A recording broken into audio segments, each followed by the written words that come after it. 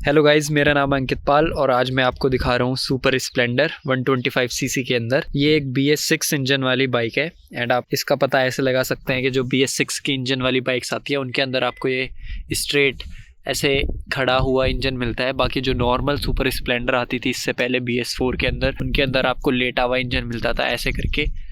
बाकी इस इंजन के अंदर आपको 5 गियर्स मिलते हैं, 1 डाउन 4 अप इसके अंदर गियर मिलते हैं।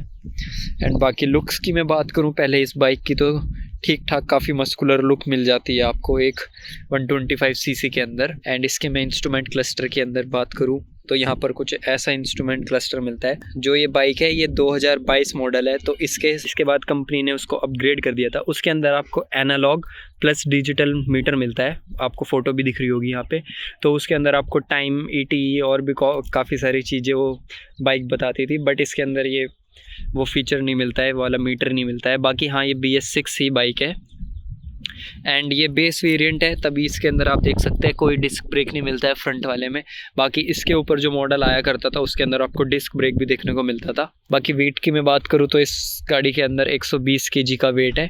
पीछे से ये थोड़ी सी ज़्यादा पुरानी टाइप की लगती है बाइक, पीछे से कंपनी ने इसका लुक्स थोड़ा ख़राब कर रखा है। इसको भी कंपनी कुछ थोड़ा अच्छे से वो करके दे सकती थी।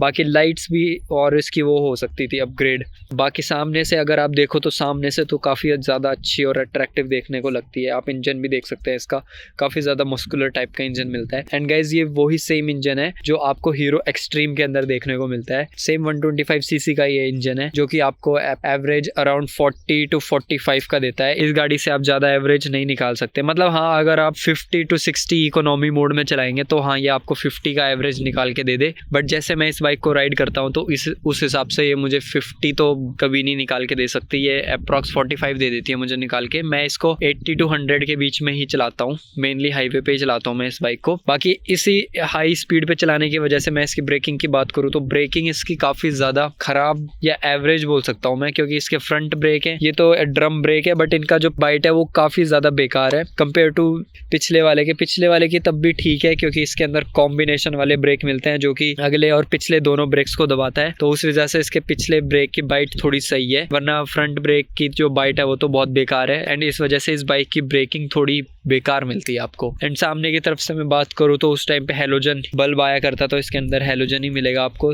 बाकी डिज़ाइन कंपनी ने थोड़ी ठीक देने की कोशिश करी है, इधर क्रोम लगा के ऊपर 3D के अंदर हीरो का लोगो देखने को मिलता है आपको। एंड इसके अंदर ये i3S की टेक्नोलॉजी देखने को मिलती है जो कि सबसे बकवास टेक्नोलॉजी लगती है मुझे अब तक की हीरो की। इस टेक्नोलॉजी का तो कोई सेंस भी नहीं बनता है, पता नहीं क्यों ही देती है हीरो इसके अंदर। बाकी मैं आपको बता दूं ये टेक्नोलॉजी है क्या, तो ये सिंपली ये चीज़ है कि जब आप गाड़ी को स्टार्ट करोगे,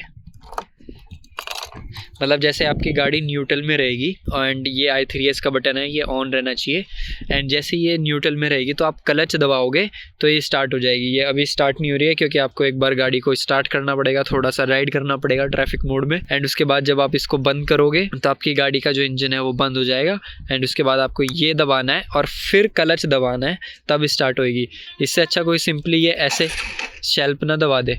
मतलब इसका थोड़ा सा लंबा प्रोसेसर है, बहुत ही बेकार है, पता नहीं कंपनी क्यों ही देती है और इसी के नाम पे बेची जा रही है आज भी। बाकी इस बाइक की आप सीट देख सकते हो, सीट तो आपको काफ़ी ज़्यादा वाइड चौड़ी मिल जाती है एंड लंबी भी सीट है। 3 बंदे भी इस पर आराम से चल सकते हैं, उसमें कोई दिक्कत नहीं आने वाली है आपको। एंड राइडिंग की मैं बात करूँ तो ये भागने में पिकअप तो इसका ठीक है। मोस्टली 125 सीसी के अंदर ये 100 तो आराम से चली जाती है 5वें गियर में। एंड इसके अंदर 5वें गियर होने का भी ये अच्छा फ़ायदा है कि हाई स्पीड पे कम इसके RPM रहते हैं। बाकी डबल स्टैंड आपको मिलता है बाइक के अंदर, 125 सीसी है तो मिलेगा ही, ऑब्वियस सी बात है।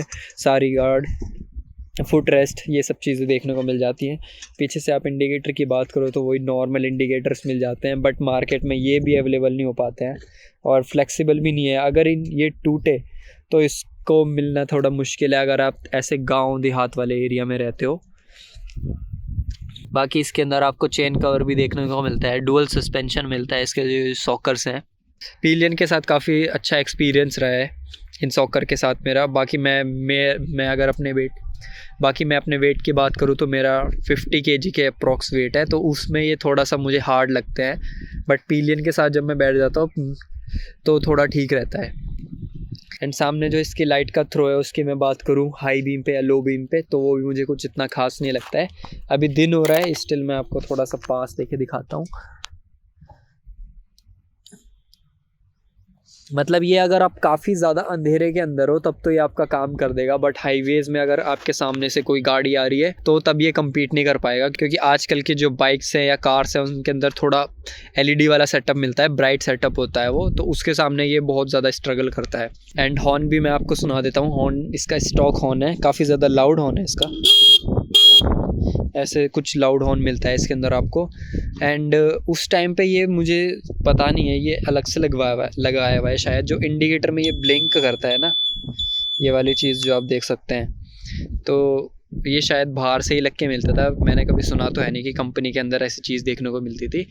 एंड इस गाड़ी की अब मैं मेन चीज़ की बात करता हूँ, जो है इसका फ्यूल इंजेक्टर। ये BS6 इंजन है, तो इस वजह से कंपनी इसके अंदर आपको फ्यूल इंजेक्टर देती है। जैसे कि मैं आपको यहाँ पे दिखाऊं तो इसके अंदर कोई रिजर्व की वो नहीं मिलती है कि यहाँ से आप रिजर्व में लगा सकते हो इसको। अब जैसे मैं इसका इग्निशन ऑन करूँगा, देखना कैसी आवाज़ आएगी फ्यूल इंजेक्टर की। तो ये जो आवाज़ थी ये फ्यूल इंजेक्टर की ही आवाज़ है। एंड फ्यूल इंजेक्टर का होने का एक बहुत बड़ा नुकसान ये है कि आपकी बाइक की टंकी के अंदर मिनिमम 3 लीटर तो पेट्रोल रहना ही चाहिए, जिस वजह से आपकी फ्यूल इंजेक्टर पे कोई जोर नहीं पड़ेगा। एंड इसमें अब रिजर्व में चलाने का तो इसका कोई भी मतलब नहीं मिलता है। मतलब हाँ, इमरजेंसी में आप चला सकते हो, ये अपने आप ही रिजर्व में लग जाएगी। इसमें फ्यूल की वो बत्ती जलने लग जाएगी यहाँ पर, ये वाली, जब ये रिजर्व में आएगी। एंड इस इंजन की एक बेकार बात और है कि ये काफ़ी ज़्यादा हीट करता है ये वाला इंजन। यहाँ पे आप देख सकते हैं इसके साइलेंसर के अंदर ये जो रेड सा बन रखा है ना, ये हीट हो के ही बन रखा है। इसका जो इंजन है वो काफ़ी ज़्यादा हीट करता है। ये जो आप निशान देख रहे हैं, ये मैंने अपने शूज़ को बस हल्का सा टच ही किया था, उसी से ये इतना ज़्यादा पिघल गया।